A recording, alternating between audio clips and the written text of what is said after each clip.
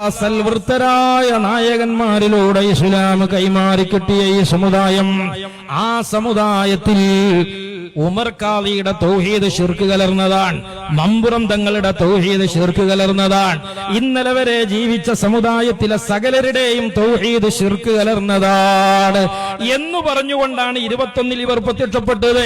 ഇപ്പോൾ അതിൽ ഒരു വിഭാഗത്തിനെതിരെ മറുവിഭാഗം ശിർക്കാരോപണം നടത്തിയപ്പോൾ ഞങ്ങൾക്കെതിരെ ഇവർ ശിർക്കാരോപണം നടത്തുന്നത് ഇങ്ങനെയെന്നാണ് അവർ പറയുന്നത്. പക്ഷേ അത് അവിടെയല്ല ഫിറ്റാകുന്നത് എന്ന് മാത്രം. ലോകത്ത് സലഫി പണ്ഡിതന്മാർക്കിടയിൽ അറിയപ്പെട്ട മഹാനായ ശൈഖ് ഇബ്നു ബാസ് റഹ്മത്തുള്ളാഹിയുടെ ഫതാവി 2-ാം വാള്യത്തിൽ കമാ ഖാല അൽ-അല്ലാമ ഉമർ അഹ്മദ് അൽ-മലൈബാരി എന്ന് പറഞ്ഞ് ഉമർ മൗലവി അല്ലാമ എന്ന് വിശേഷിപ്പിച്ചിരിക്കുന്നു ശൈഖ് ഇബ്നു ബാസ് റഹ്മത്തുള്ളാഹി അലൈഹി. അതായത് കേരളത്തിലെ ഒരു മുജാഹിദ് മൗലവിയെ ഗൾഫിലെ ഒരു മുജാഹിദ് മൗലവി ബഹുമാനപ്പെട്ടത് എന്ന് പറഞ്ഞിട്ടുണ്ട് എന്നേ അതിന്റെ അർത്ഥമുള്ളൂ. ആ ഉമർ മൗലവിക്ക് തൗഹീദിൽ അബദ്ധം സംഭവിച്ചു എന്നാണ് ഇപ്പോൾ KNM പറഞ്ഞുകൊണ്ടിരിക്കുന്നത്. എന്നാൽ ഇവരുടെ മുമ്പിലുള്ള പ്രശ്നം അതാണ്. ഉമർ മൗലവിയുടെ തൗഹീദ് ചോദ്യം ചെയ്തതാണ് അവരുടെ പ്രശ്നം. എന്നാൽ നമ്മൾ അവരെ കുറിച്ച് പറയുന്ന പ്രശ്നം എന്താണ്? അവർ ഇമാം നബവിയുടെ തൗഹീദാണ് ചോദ്യം ചെയ്തത്. അവർ ശൈഖ് അബ്ദുൽ ഖാദിർ ജീലാനി തങ്ങളുടെ തൗഹീദാ ചോദ്യം ചെയ്തത്. അവർ ഇബ്നു കസീറിന്റെ തൗഹീദാ ചോദ്യം ചെയ്തത്. അവർ അതുപോലെയുള്ള ധാരാളം ഇമാമുമാരുടെ തൗഹീദാ ചോദ്യം ചെയ്തത്. കാരണം അവരെല്ലാം ആണ് ഈ സമുദായത്തെ പഠിപ്പിച്ചത്. ഹബീബായ റസൂലുള്ളാഹി സ്വല്ലല്ലാഹു അലൈഹി വസല്ലമ തങ്ങളോട് ഇസ്തിഗാസ ചെയ്യാൻ പഠിപ്പിച്ചത് അവരൊക്കെയാണ്. അവിടത്തെ തവസ്സുലാക്കാൻ പഠിപ്പിച്ചത് അവരൊക്കെയാണ്. ഈ കൊച്ചിയിലുള്ള മുജാഹിദുകളോട് ഞാൻ ചോദിക്കുന്നു, നിങ്ങൾക്കത് വിശ്വസിക്കാൻ കഴിയുന്നുണ്ടോ? ഈ എടക്കരയിലെ സാധാരണക്കാരായി പെട്ടുപോയ മുജാഹിദ് സഹോദരങ്ങളോട് ഞങ്ങൾ ചോദിക്കുന്നു, ഇമാം നബവി റളിയല്ലാഹു അൻഹുവിന്റെ തൗഹീദ്, അതുപോലെ ശൈഖ് അബ്ദുൽ ഖാദിർ ജീലാനി തങ്ങളുടെ തൗഹീദ്, കേരളത്തിൽ ഇന്നലകളിൽ കടന്നുപോയ മമ്പുറം തങ്ങളുടെ തൗഹീദ്, മാലിക് ദീനാർ തങ്ങളുടെ തൗഹീദ്, അതെല്ലാം പിഴച്ചുപോയി എന്ന് നിങ്ങൾക്ക് വിശ്വസിക്കാൻ കഴിയുന്നുണ്ടോ? മഹാനായ ഉമർ മൗലവി കേരളത്തിൽ തൗഹീദ് പഠിപ്പിക്കാൻ വേണ്ടി എന്തൊക്കെ ത്യാഗം സഹിച്ചു എന്നുള്ള അദ്ദേഹത്തിന്റെ ഓർമ്മകളുടെ തീരത്ത് എന്ന പുസ്തകം വായിച്ചാൽ മനസ്സിലാകും. ആ ത്യാഗങ്ങളൊന്നും മാലിക് ദീനാർ കേരളത്തിൽ ഇസ്ലാം പഠിപ്പിക്കാൻ വേണ്ടി ചെലവഴിച്ചതിനോളം വരൂല്ല. ആ മാലിക് ദീനാർ റളിയല്ലാഹു അൻഹു ഇവിടെ പഠിപ്പിച്ച ഇസ്ലാം ഏതാണ്? മഖ്ബറ തൗഹീദിൽപ്പെട്ട ഇസ്ലാം. മഹാന്മാര് മറവട്ട് കിടക്കുന്ന സ്ഥലം അത് ബറക്കത്തുള്ളതാണ്, അത് ദുആക്ക് ഇജാബത്തുള്ളതാണ്, അത് വിശ്വാസികൾ സിയാറത്തിന് വരേണ്ടതാണ് എന്ന് പഠിപ്പിച്ച ഇസ്ലാം. അതുകൊണ്ടാണ് ആ മാലിക് ദീനാർ റളിയല്ലാഹു അൻഹുവിൽ നിന്ന് ഇസ്ലാം പകർന്നു കിട്ടിയ മുസ്ലിമീങ്ങൾ സഹോദരന്മാരെ അവിടുത്തെ മഖ്ബറ കെട്ടിയത്. ഇനി ഇന്ത്യയിൽ ആദ്യമായി നിർമ്മിച്ച കൊടുങ്ങല്ലൂരിലെ ചേരമാമ്പള്ളിയിലേക്ക് നമ്മൾ പോയാൽ അവിടെയുണ്ട് ഹബീബ് ഇബ്നു മാലിക് റളിയല്ലാഹു അൻഹുവിന്റെ ജാറോ, അവിടെയുണ്ട് അവിടുത്തെ ഭാര്യയായ ഖമരിയ ബീവിയുടെ ജാറോ. അത് ശിർക്കല്ല എന്ന് അവരിലൂടെ പഠിച്ച സമുദായമാണ് അവരുടെ മഖ്ബറകൾ സംരക്ഷിച്ചത്, അവിടെ ഖുർആൻ പാരായണം നടത്തിയത്, അല്ലാഹുവിനോട് ദുആ ചെയ്യാനുള്ള ബറക്കത്തിന്റെ ഇടമായി അവർ അതിനെ കണ്ടത്. അപ്പോ മൗലവിമാർക്ക് പൂർവീകർക്ക് തൗഹീദ് പേച്ചു എന്നിടത്ത് 21 വരെ മാത്രമേ അവരെത്തുന്നുള്ളൂ. ആ ഉമർ മൗലവിക്ക് തൗഹീദിൽ പഴച്ചു എന്ന് ആരെങ്കിലും പറഞ്ഞാൽ അവന്റെ തൗഹീദ് പഴച്ചു എന്ന് പറയുന്നവരാണ് യഥാർത്ഥ മുജാഹിദുകൾ. ഉമർ മൗലവിക്ക് തെറ്റിയിട്ടില്ല. എന്നാൽ സുന്നികൾ ആരാ നിങ്ങൾക്ക് അറിയോ? ഇമാം നബവിയുടെ തൗഹീദ് പഴിച്ചിട്ടില്ല എന്ന് പറയുന്നവരാണ് സുന്നികൾ. നബവി ഇമാം റളിയല്ലാഹു അൻഹുവിന്റെ തൗഹീദ് പഴച്ചു എന്ന് പറയുന്നവരുടെ തൗഹീദാണ് പഴച്ചത് എന്ന് പറയുന്നവരാണ് സുന്നികള്. അതിനർത്ഥം അദ്ദേഹം ഒരു മഅസൂമാണെന്നല്ല.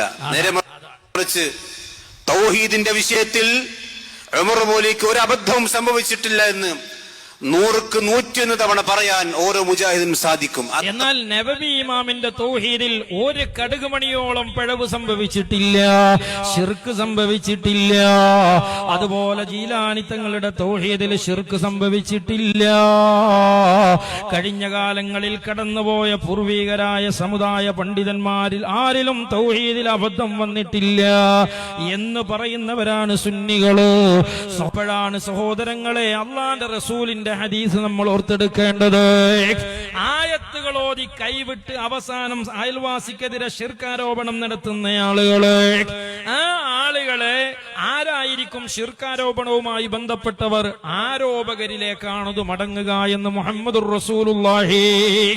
അങ്ങനെ ശിർക്കാരോപണം സ്വന്തത്തിലേക്ക് മടങ്ങിയപ്പോൾ ഇപ്പം മൗലവിമാര് പറയാണ് നമ്മൾ മുൻഗാമികളിലേക്കാണ് മടങ്ങേണ്ടത്.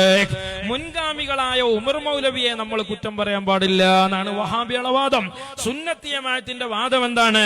മുൻഗാമികളായ മഖ്ദൂമുമാരെ നമ്മൾ ആക്ഷേപിക്കാൻ പാടില്ല എന്നാണ്.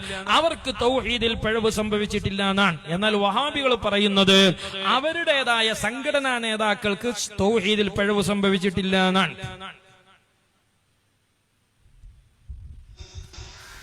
ഉമർ വലി അടക്കം ഏതുപോലെ 2002 ഈ മർക്കസ് ദേവക്കാര് പുതിയ തൗഹീദ് സ്വീകരിച്ചപ്പോ AP വിഭാഗം അഥവാ അന്നത്തെ KNM-നെ അവർക്ക് മുശ്രിക്കാക്കേണ്ടി വന്നു. അതുകൊണ്ടാണ് മൗലവി വിഭാഗം മുശ്രിക്കുകൾ എന്ന് പറഞ്ഞു. എത്ര ലാഘവത്തോടെയാണ് ഈ പറയുന്നത്. ശിർക്കാരോപണം എന്നതിന്റെ ഗൗരവമാണ് ഇവർ കണക്കാക്കുന്നത്. എത്ര ഗൗരവമാണ് ഈ ശിർക്കാരോപണം എന്ന് പറയുന്നത്. സംഘടനാ വിരോധത്തിന്റെ പേരിൽ അപ്പുറത്തുള്ള ഗ്രൂപ്പിനെ നിർലജ്ജം യാതൊരു സങ്കോചവുമില്ലാതെ ശിർക്കാരോപണം നടത്തുന്ന വഴികളാണ് ഇപ്പം മുജാഹിദ് പ്രസ്ഥാനത്തിൽ നടന്നുകൊണ്ടിരിക്കുന്നത്. വാളെടുത്തവർ വാളാലെ എന്ന് പറഞ്ഞതുപോലെ ഒരു തൗഹീദ് മാറ്റിയപ്പം ഓരോ തൗഹീദ് ഇല്ലാത്തവരൊക്കെ മുശ്രിക്കായി. അതുകൊണ്ട് മർക്കസ് ദാവന്റെ തൗഹീദ് ഇല്ലാത്ത KNM അന്ന് മുശ്രിക്കായിരുന്നു. അതാണ് കലണ്ടർ മാറ്റും പോലെ മാറ്റാൻ പറ്റിയ സംഗതിയല്ല തൗഹീദ്. അഫ്ളലു മാ ഖുൽതു അന വന്നബിയ്യൂന മിൻ ഖബ്ലി ഖൗലു ലാ ഇലാഹ ഇല്ലല്ലാഹ്. ഞാനും എന്റെ മുമ്പ് കടന്നുപോയ സകല അമ്പിയാക്കളും ഒരുപോലെ പറഞ്ഞ ആശയമാണ് തൗഹീദ്. ആ തൗഹീദ് മാറ്റുക എന്നത് എത്ര ലാഘവത്തോടെയാണ് ഇവർ പറഞ്ഞുകൊണ്ടിരിക്കുന്നത്. ഈ 2012 വന്നപ്പോ 5/6/11 CD ടവറിൽ വെച്ചുകൊണ്ട് അബ്ദുറഹ്മാൻ സലഫിന്റെ നേതൃത്വത്തിൽ നടന്ന സുനഹദോസ് എന്ന് പറയുന്ന ആ ഒരു മീറ്റിംഗിലാണ് മർക്കസ് ദഅവ വിഭാഗത്തിന്റെ ആദർശ മുജാഹിദ് പ്രസ്ഥാനത്തിന്റെ ലേബലിലേക്ക് കൊണ്ടുവരാൻ വേണ്ടി പരിശ്രമിച്ചത്. എല്ലാ മുജാഹിദുകളുടെയും വിശ്വാസങ്ങൾ ഇങ്ങനെ സുനഹദോസ് നടന്നുകൊണ്ട് മാറ്റുന്നതാണ്. അതാണ് നേരത്തെ ഉസ്താദ് ഇവിടെ പറഞ്ഞത്. വഹാബികളുടെ അള്ളാഹ് എന്ന് പറയുന്നത് പോലും 100 കൊല്ലത്തിനിടക്ക് 100-ലധികം പ്രാവശ്യം അപ്ഡേഷനുകൾക്ക് വിധേയമാക്കപ്പെട്ട അള്ളയാണ്. അന്ന് മുതൽ തൗഹീദുള്ള ആളുകൾക്കെതിരെ ശിർക്ക് ആരോപിക്കാൻ തുടങ്ങുകയാണ്. അത് അന്ന് മുതലല്ല, 1921 മുതലാണ് ശിർക്കില്ലാത്ത വിശ്വാസികൾക്കെതിരെ ശിർക്ക് ആരോപണം തുടങ്ങിയത്. അതിനാദ്യമായി ഇവിടെ ആരംഭം കുറിച്ചത് മുജാഹിദ് പ്രസ്ഥാനമാണ്. ആ മുജാഹിദ് പ്രസ്ഥാനത്തിന്റെ അണികൾ ഇപ്പൊ പരസ്പരം ശിർക്ക് ആരോപണം നടത്തുമ്പോൾ അവിടെ പിടിച്ചു നിൽക്കാൻ മൗലവിമാര് പറയുന്ന ന്യായങ്ങളാണിത്.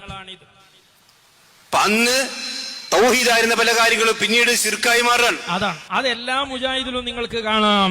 ഇപ്പോൾ ഈ പ്രസംഗിച്ചുകൊണ്ടിരിക്കുന്ന ജിന്ന് വിഭാഗം മുജാഹിദുകൾ, ആ മുജാഹിദുകൾക്ക് ആദ്യകാലങ്ങളിൽ സിഹുറുണ്ടെന്ന് വിശ്വസിച്ചാൽ അത് ശിർക്കാണ്, മന്ത്രമുണ്ടെന്ന് വിശ്വസിച്ചാൽ അത് ശിർക്കാണ്, കണ്ണേറ് പറ്റുമെന്ന് വിശ്വസിച്ചാൽ അത് ശിർക്കാണ്. എന്നാൽ ഇപ്പോൾ ആ മുജാഹിദിന് അതൊക്കെ തൗഹീദാണ്. എന്നാൽ ആ തൗഹീദ് പൂർണ്ണമായി ഇവർക്ക് ഇപ്പോൾ കിട്ടിയിട്ടുണ്ടോ? അത് ഇവർക്കും ഇപ്പോഴും കിട്ടിയിട്ടില്ല. ശിർക്കായി മാറുമ്പോൾ ഈ തൗഹീദ് പഠിപ്പിച്ചിരുന്ന മുൻഗാമികളായ പല പണ്ഡിതന്മാരും ഉണ്ട്.